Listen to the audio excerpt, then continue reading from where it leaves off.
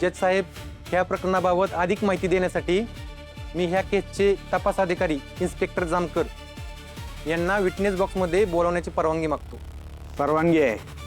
Thank you जज साहेब.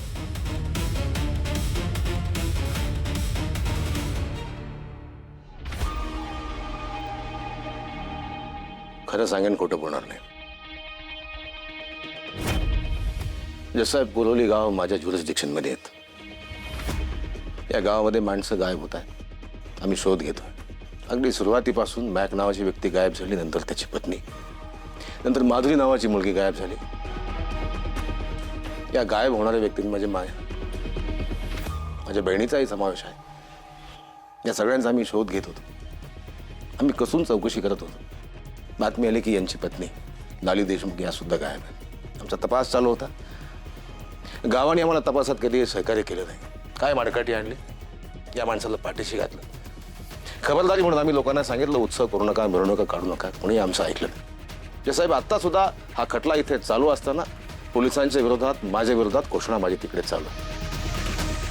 आम्हाला यांच्या पत्नीची चेन सापडली, रक्ताचे डाग आहेत त्याच्यावर. यांच्या पत्नीची साडी सापडली, त्यावर रक्ताचे डाग आहेत. या व्यक्तीच्या दुकानात एक गोडाऊन आहे, तिथे काही पुरावे सापडले. सापडलेली चेन, साडी, गोडाऊनमधले पुरावे, या सगळ्यांची एक संगत लावली. तिकडचे रक्ताचे नमुने आणि यांच्या पत्नीच्या रक्ताचे नमुने जज साहेब सेम. यावरून आम्ही सगळ्यांनी असा निष्कर्ष काढला की या सगळ्या गुन्ह्यामध्ये हा व्यक्ती सामील. आम्ही सगळे पुरावे कोर्टाला सादर केले आहेत. आपण योग्य ती कारवाई करावी अशी विनंती. धन्यवाद.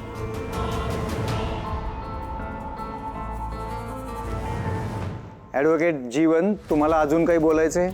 होय माय लॉर्ड.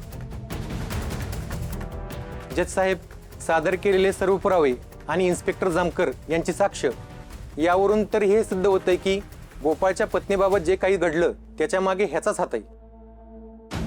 तरी पुढील तपासासाठी आम्हाला अधिक मुदत द्यावी अशी मी कोर्टाला विनंती करतो.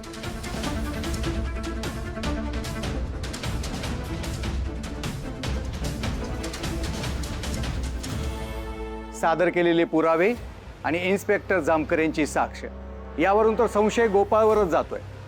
परंतु हा गुन्हा गोपाळनंच केलाय हे काही सिद्ध होत नाही. त्यामुळे पुढील तपासासाठी पोलिसांना 5 दिवसाची मुदत देण्यात येत आहे.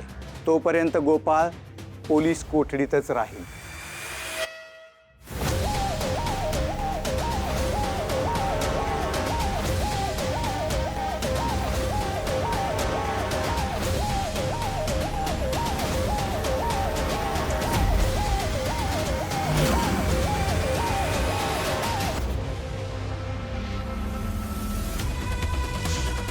आज हे कोर्ट इथंच थांबतंय.